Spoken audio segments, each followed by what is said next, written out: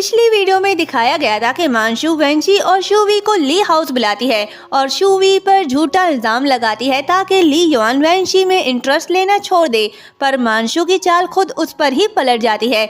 उसका झूठ पकड़ा जाता है तो ली युआन उसे ली हाउस में आने से मना कर देता है। अगर आपने पार्ट 2 नहीं देखा तो लिंक डिस्क्रिप्शन में दे दिया है। असिस्टेंट वेंची की सारी इन्फॉर्मेशन लाकर ली युआन को देता है। फाइल देखने के बाद ली युआन असिस्टेंट से पूछता है कि 5 साल पहले वेंची भी इसी होटल में थी। असिस्टेंट उसे बताता है कि मानशू और वेंची इसी होटल में रुके थे जब उन्होंने एक साथ कैंपस एक्टिविटीज में पार्टिसिपेट लिया था। ये सुनकर ली युआन सोच में पड़ जाता है। दूसरी तरफ मानशू का मूड खराब है। वो ली युआन को गालियां देकर अपने डैड को बताती है कि ली युआन ने वेंची के खातिर मुझे घर से निकाल दिया, कहीं उसे शक तो नहीं हो गया। डैड कहता है तुम बेफिक्र रहो, उस दिन का सारा सीसीटीवी रिकॉर्ड मैंने डिस्ट्रॉय कर दिया था। ली युआन और वेंची ने भी एक दूसरे को क्लियरली नहीं देखा था, तो सच उन्हें कभी पता नहीं चल पाएगा। मानशू कहती है लेकिन ली युआन वेंची में इंटरेस्ट लेने लग गया है, ऐसा नहीं हो सकता। ली युआन मेरा है, उसे मुझसे कोई छीन नहीं सकता। वेंची को यहाँ से जाना होगा। शूवी नाराज है। वेंची उसे मना रही होती है पर शूवी नहीं मानता और कहता है कि मुझे डैड चाहिए, मुझे उनके पास जाना है। वेंची का डैड कहता है कि अरे क्या हुआ, तुम शूवी को किससे मिलवा कर लाई हो जो आते ही उसे डैड कह रहा है। वेंची कहती है किसी से भी नहीं, आजकल ये थोड़ा शरारती हो गया है। डैड कहता है कि ऐसा नहीं है, शूवी को अब डैड की ज़रूरत है। ये फेंग के प्रपोजल के बारे में सोचो, मुझे लगता है कि वो तुम्हारे बारे में सीरियस है। वेंची कहती है मैं जानती हूँ लेकिन उसे मुझसे भी अच्छी लड़की मिल सकती है। डैड कहता है कि क्या तुम्हें डर है कि वो शूवी के साथ बैडली ट्रीट करेगा। वेंची कोई जवाब नहीं देती। तभी उसे मानशू की कॉल आती है। वो उसे सॉरी कहती है और डिनर के लिए इनवाइट करती है। वेंची उससे मिलने चली जाती है। मानशू उसके साथ अच्छे से ट्रीट करती है। ये इतनी भी अच्छी नहीं है जितना ये बन रही है, लगता है इसने कुछ तो प्लान किया है। मानशू उसे ड्रिंक देकर कहती है कि इसे पियो और कल जो कुछ भी हुआ उसे भूल जाओ, हम अब भी बहुत अच्छे दोस्त हैं। वेंची कहती है ठीक है लेकिन मैं ड्रिंक नहीं पीऊंगी। मानशू इमोशनल होकर कहती है कि तुम मेरे साथ ड्रिंक नहीं पीना चाहती, लगता है तुमने मुझे अभी तक दिल से माफ नहीं किया।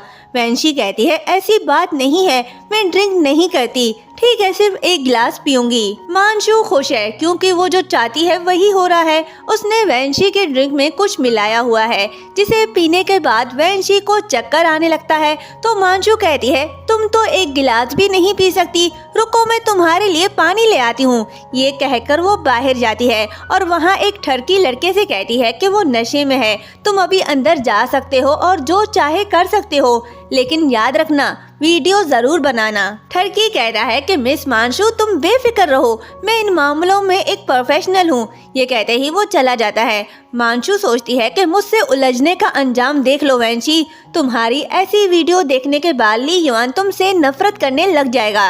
ठरकी अंदर जाता है तो वेंची समझती है मानशू है। वो पानी मांगती है तो ठरकी कहता है पानी तो नहीं है लेकिन मैं हूँ ना तुम्हारे पास। ये कहते ही वो उसे टच करता है तो वेंची उससे दूर होकर कहती है कि कौन हो तुम।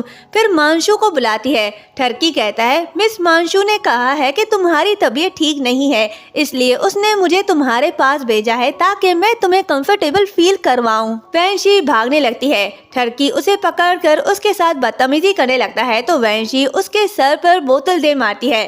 ठरकी कहता है तुम्हारी हिम्मत कैसे हुई, अब देखो क्या करता हूँ मैं तुम्हारे साथ। वेंची उसे धमकाने लगती है कि मेरे पास मत आना वरना मैं खुद को मार दूंगी। ठरकी कहता है कि तुम्हें क्या लगता है मुझे तुम्हारी परवाह है, तुम जियो या मरो, मुझे जो करना है मैं वो करके ही रहूंगा। ये कहते ही वो उसके साथ फिर से बदतमीजी करने लगता है। बाहर मानशू खड़ी वेंची के चिल्लाने की आवाजें सुनकर बहुत खुश होती है। तभी वहाँ ली युआन आता है और उसे वहाँ देखकर पूछता है कि तुम यहाँ क्या कर रही हो। मानशू कहती है कि मैं अपने दोस्तों के साथ यहाँ आई हूँ। ली युआन जाने लगता है। तभी वो वेंची की चिल्लाने की आवाज़ सुनता है तो वो उसी रूम के अंदर जाता है और उस ठरकी को मारकर वेंची को बचा लेता है। वेंची जब उसे देखती है तो उसे फ्लैशबैक याद आने लगता है। ली युआन उससे पूछता है कि तुम ठीक तो हो ना, तो वेंची चिल्लाकर कहती है कि मुझे टच मत करो, मुझसे दूर रहो। फिर देखती है कि वो ली युआन है तो उसे गले लगाकर रोने लगती है। ली युआन कहता है डरो मत, सब ठीक है। वैंशी कहती है कि 5 साल पहले जो हुआ मैंने वो भुला दिया था, तो आज मुझे वो सब क्यों याद आ रहा है। ली युआन पूछता है कि 5 साल पहले क्या? तभी वैंशी बेहोश हो जाती है। ली युआन उसे उठा कर ले जा रहा होता है और असिस्टेंट से कहता है कि इस जानवर और मांशू को पकड़कर ली हाउस ले आओ। मांशू उसके पैर पकड़कर कहने लगती है कि ली युआन मेरी कोई गलती नहीं है, मैं तो वैंशी को डिनर के लिए ले आई थी, मुझे पता नहीं था कि ये सब होगा। ली युआन कहता है कि इस हरकत की वजह से तुम्हारा जी फैमिली दिवालिया होने वाला है। मांशू कहती है कि मैं मानती हूँ मैं गलत हूँ, प्लीज मेरी जी फैमिली को जाने दो। ली युआन उसे लात मार कर चला जाता है। ली युआन वैंशी को अपने होटल और उसी रूम में ले आता है। वैंशी सो रही है और आज जो कुछ भी हुआ वो सपने में देखकर डर के उठ जाती है। फिर देखती है कि ली युआन सामने बैठा सो रहा है, तो वो कहती है कि ये यहाँ क्या कर रहा है। फिर कहती है कि अब याद आया, इसने तो कल मुझे बचाया था। फिर मांशू के बारे में कह रही होती है कि उसने मेरे साथ ये सब क्यों किया, मैंने तो उसके साथ कभी कुछ बुरा नहीं किया। ये कहते ही वो चुपचाप जाने लगती है। फिर ली युआन को देखकर सोचती है कि मुझे उम्मीद नहीं थी कि ये बदमाश मुझे बचाएगा, वैसे ये सोते हुए कितना अच्छा लग रहा है। फिर उसे घूरने लगती है और कहती है कि ये सब जाना पहचाना क्यों लग रहा है। ये कहते ही वो याद करने की कोशिश करती है। तभी उसे शक होने लगता है कि शायद उस रात जो लड़का था वो ये तो नहीं। वो ये कंफर्म करने के लिए पानी का गिलास उठाती है जिसमें ली युआन के फिंगरप्रिंट्स हैं और फिर घर जाकर शूवी के सर से बाल निकाल कर डीएनए टेस्ट के लिए हॉस्पिटल चली जाती है। असिस्टेंट ली युआन को जगाता है। ली युआन देखता है कि वैंशी नहीं है तो वो असिस्टेंट से उसके बारे में पूछता है। असिस्टेंट बताता है कि वो चली गई।